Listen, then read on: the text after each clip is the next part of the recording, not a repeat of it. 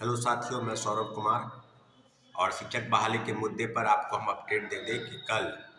TRE 2 को लेकर जो सप्लीमेंट्री रिजल्ट आने की बात कही जा रही थी और जो वादा खिलाफी हुआ, इन सब मामलों को लेकर कल एक बड़े आंदोलन की तैयारी में शिक्षक अभ्यर्थी हैं।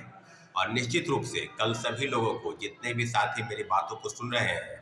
टीआरई 1 में 14,700 पदों को लेकर जो शिक्षा विभाग सूची भेजी गई थी, सभी पदों पर पूरक परिणाम जारी हो, इसके लिए एक बड़े आंदोलन की तैयारी में शिक्षक अभ्यर्थी है। और जितने भी साथी बिहार के विभिन्न जिलों से सुन रहे हैं मेरी बातों को,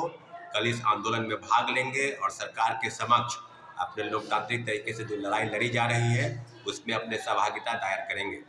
साथियों, अभी जो हम बात करने जा रहे हैं वो है कि टीआरई 2 में जो पूरक परिणाम जारी नहीं हुए और टीआरई 1 में, टीआरई 1 को लेकर जो चीज़ें छलावा की गई बीपीएससी की तरफ से और शिक्षा विभाग की तरफ से, उस सब के लिए क्या सरकार की तरफ से जो लोग विपक्ष में थे, यानी कहने का मतलब कि एनडीए के नेता, खासकर बिहार के बीजेपी के पूर्व प्रदेश अध्यक्ष सम्राट चौधरी जो आज डिप्टी सीएम है, और विजय सिन्हा जी जो विधान परिषद में विरोधी दल के नेता थे, वो दोनों आज डिप्टी सीएम हैं। तो इन दोनों के पास वो जिम्मेवारी है कि आपने कहा था कि बड़े पैमाने पर फर्जीवाड़ा हुआ है, पूरक परिणाम पर शिक्षक अभ्यर्थियों का हक है। तो सारी चीज़ें बिल्कुल अब स्पष्ट हो गई है कि पूरक परिणाम जारी होने चाहिए। और पूरक परिणाम इसलिए जारी होने चाहिए क्योंकि शिक्षक अभ्यर्थियों पर जो जिस तरह की चीज़ें जो बरगलाने का प्रयास हुआ,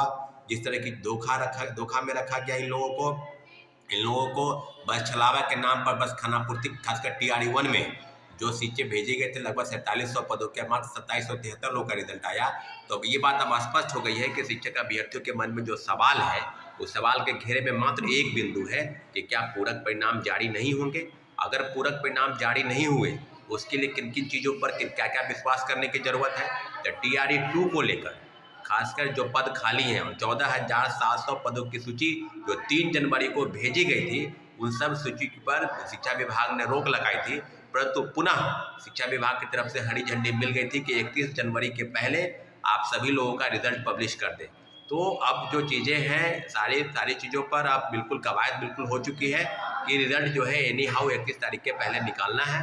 तो साथियों, अब जो चीज़ें हैं कि क्या सरकार के तरफ से जो डिप्टी सीएम है दोनों, और खासकर माननीय मुख्यमंत्री जी, तो इस सब चीज़ों पर शिक्षा विभाग की तरफ से टीआरई 3 की भी नोटिस आ रही है कि मार्च में संभावित परीक्षाएं लेने की योजना है आने लोकसभा चुनाव के पहले।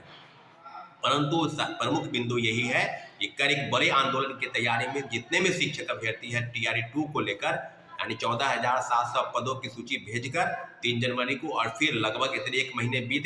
जा रहे हैं और अभी तक जो है सीटों का आंकड़ा छुपाया जा रहा है, रिजल्ट निकाला नहीं जा रहा है। तो बीपीएससी और शिक्षा विभाग ने लगभग घाल-मिल कर दिया है। तो सारे मामले बिल्कुल स्पष्ट हैं कि बीपीएससी और शिक्षा विभाग ने जिस तरह से वादा खिलाफी किया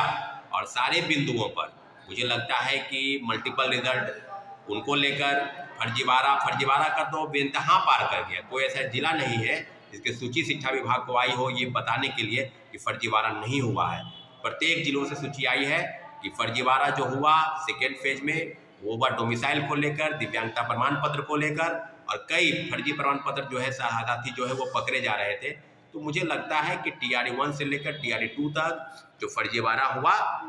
जो व्यक्ति विरोध में थे, जो व्यक्ति विपक्ष में थे, वो व्यक्ति यानी उनकी जो एनडीए की सरकार अब पुनः